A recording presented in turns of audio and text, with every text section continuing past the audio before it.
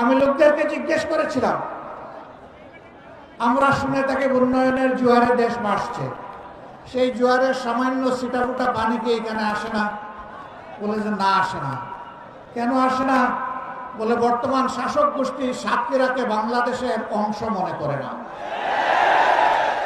সাতক্ষীরার উপর তারা জুলুম করেছে, সাতক্ষীরার জনগণের অধিকার দেয়নি, করেছে, পঙ্গু বানিয়েছে, ইজ্জতের উপর হাত দিয়েছে, সম্পদ লুণ্ঠন করেছে এবং মানুষকে কার্যত তারা তাদের দাসে পরিণত করেছে।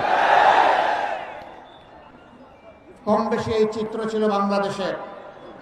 সবচেয়ে খারাপ অবস্থা ছিল সাতক্ষীরা। আমরা মহান আল্লাহর দরবারে দোয়া করি, শুধু আল্লাহর দ্বীনের পক্ষ নেওয়ার কারণে যদি এই জেলার এই অবস্থা হয়, আল্লাহ